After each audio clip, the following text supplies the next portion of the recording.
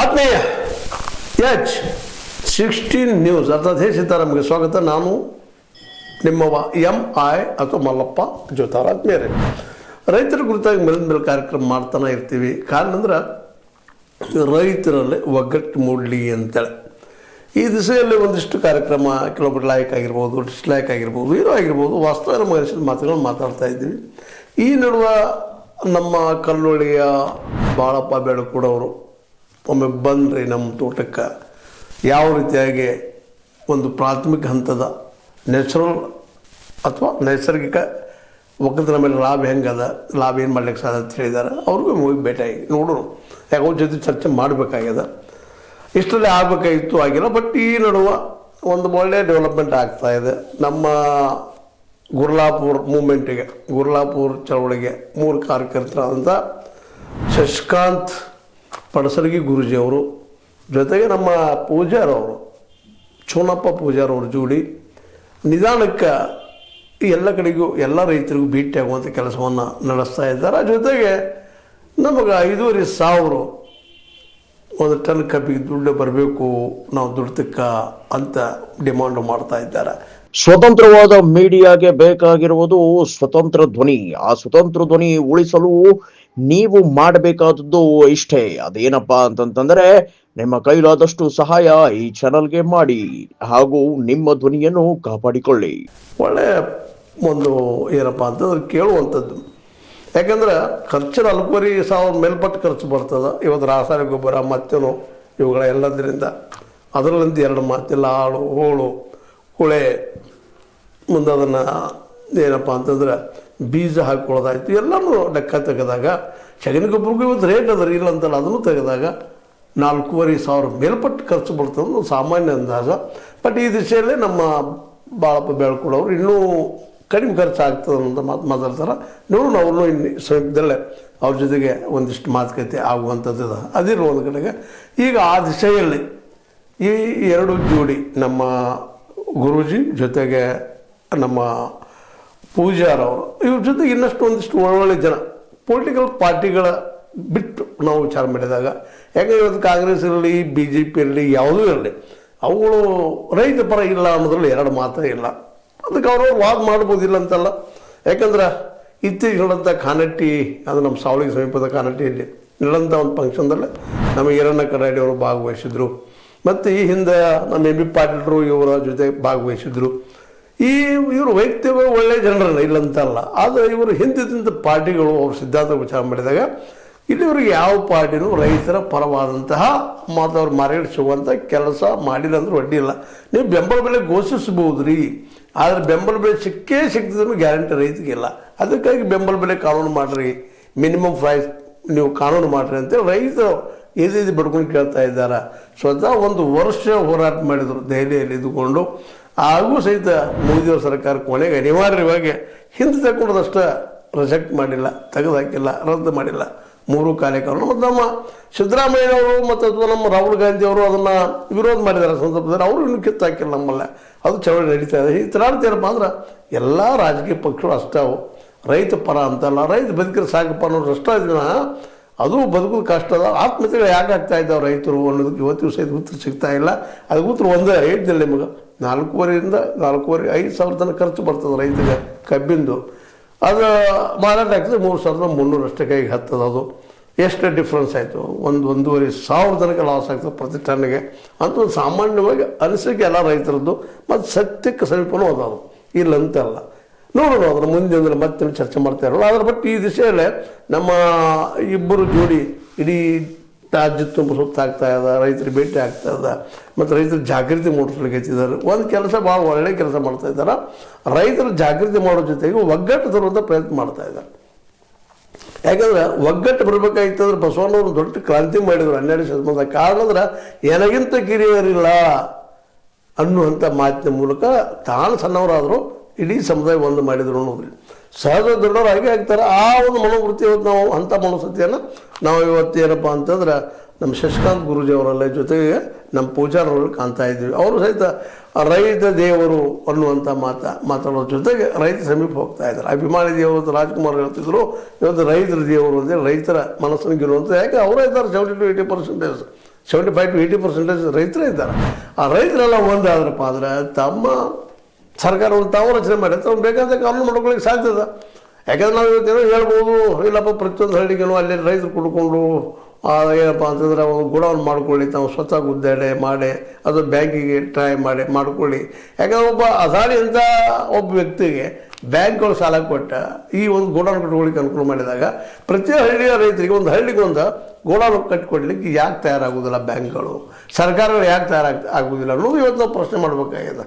ಅದೆಲ್ಲದ್ರ ಜೊತೆ ಇನ್ನೊಂದು ನಾನು ಹೇಳ್ತಿದ್ದೆ ಈಗ ಆರಂಭದಲ್ಲಿನ ಈ ನಿಧಾನಕ್ಕೆ ಇದರಲ್ಲೇ ಈ ಹೋರಾಟದಲ್ಲಿ ಇವರಿಬ್ಬರ ಹೋರಾಟದಲ್ಲೇ ಅಥವಾ ಗುರ್ಲಾಪುರದ ಮೂಮೆಂಟದ ದೃಷ್ಟಿಯಿಂದಾಗಿ ಇವತ್ತು ಅನೇಕ ಪೊಲಿಟಿಕಲ್ ಪಾರ್ಟಿ ಲೀಡರ್ಗಳು ಸಹಿತ ಪೊಲಿಟಿಕಲ್ ಪಾರ್ಟಿ ಸಹಿತ ಇದ್ರ ಜೊತೆ ಕೂಡಿಕೊಳ್ಳುವಂಥ ರೈತ ಸಂಘದ ಜೊತೆ ಕೂಡಿಕೊಳ್ಳುವಂಥ ಪ್ರಯತ್ನ ಮಾಡ್ತಾ ಇದ್ದಾರೆ ಏನೋ ಅನ್ನೋಂಥ ಈ ಒಂದು ಏನಪ್ಪ ಅದು ಸಂಶಯ ಇವತ್ತು ಬರ್ಲಿಕ್ಕೆ. ಯಾಕಂದ್ರೆ ಎಂ ಪಿ ಪಾಟೀಲ್ ಇವ್ರ ಜೊತೆ ಕೂಡ್ಕೊಂಡು ಫಂಕ್ಷನ್ ಮಾಡಿದರು ಈ ಹಿಂದೊಂದು.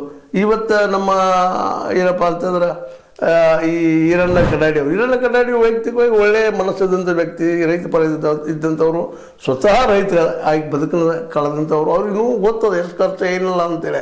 ಆದರೂ ಒಂದು ಪಾರ್ಟಿಗೆ ಬಂದಿರೋದ್ರಿಂದ ಆ ಪಾರ್ಟಿಯ ಸಿದ್ಧಾಂತದ ಮೇಲೆ ಪ್ರಭಾವ ಹೋಗೋದ್ರಿಂದಾಗೆ ಸಹಜವಾಗಿ ಅವ್ರ ಪಾರ್ಟಿಗೆ ಒಂದಿಷ್ಟು ಏನೋ ಬಂದ್ರೆ ಆಳೆದಾಗ ಅವರು ಪಾರ್ಟಿಯ ವಿರೋಧವಾಗಿ ವಿಚಾರಗಳನ್ನು ಹೇಳಲಿಕ್ಕೆ ಸಾಧ್ಯ ಇಲ್ಲ, ಹೊರಗೆ ಬರಲಿಕ್ಕೂ ಸಾಧ್ಯ ಇಲ್ಲ.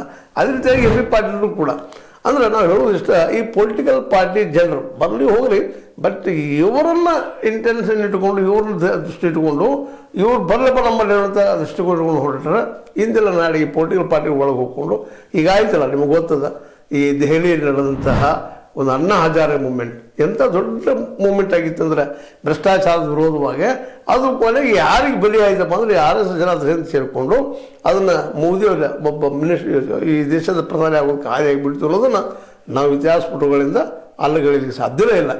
ಮತ್ತು ಮೂಲತಃ ಇದಕ್ಕೆ ಪೂರ್ವದಲ್ಲೇ ಜಯಪ್ರಕಾಶ್ ನಾರಾಯಣ ಅವರು ಮೂಮೆಂಟ್ ಮಾಡಿದ್ರು. ಆ ಸಂದರ್ಭದಲ್ಲೂ ಸಹಿತ ಇಂದಿರಾ ಗಾಂಧಿ ಅವ್ರ ಹಣ್ಣಿಯಲ್ಲೇ ಅಲ್ಲಿದ್ದಂಥದ್ದು ಈ ಒಂದು RSS ಜನರು ಇದ್ರು ಅನ್ನೋದು ಮರಲಿಕ್ಕೆ ಆಗೋದಿಲ್ಲ ಅಂತ. ಇದರರ್ಥ RSS ಕೆಟ್ಟದ್ದು ಒಳ್ಳೆಯದು ಗೊತ್ತಿಲ್ಲ. ಈಗ 11 ವರ್ಷದ ಆಡಳಿತ ನೋಡಿದಾಗ ಕಾಂಗ್ರೆಸ್ಗಿಂತಲೂ ಏನು ಭಿನ್ನವಾದ ಆಡಳಿತರು ಕೊಟ್ಟಿದ್ದಾರಪ್ಪ ಅನ್ನೋದಕ್ಕೆ ಪ್ರಶ್ನೆ ಮಾಡಿಕೊಂಡಾಗ 2 ಕೋಟಿ ಉದ್ಯೋಗ ಸೃಷ್ಟಿ ಮಾಡಲಿಲ್ಲ.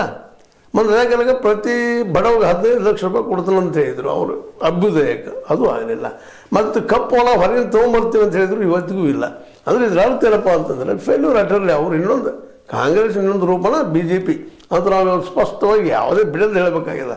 ಆದರೆ ಆ ಸಂದರ್ಭದಲ್ಲಿ ಅಣ್ಣಾ ಹಜಾರೆ ಮೂಮೆಂಟನ್ನು ತಮಗೆ ಸದುಪಯೋಗ ಮಾಡಿಕೊಂಡ್ರು ಅದು ಅಣ್ಣಾ ಹಜಾರೆ ಮೂಮೆಂಟ್ ಒಂದು ರೀತಿಯಿಂದ ದಂಡಿಗೆ ಹತ್ತೋದಕ್ಕೆ ಕಾರಣೀಕರ್ತರು ಇವರಾಗಿಬಿಟ್ರು ಅಂತ.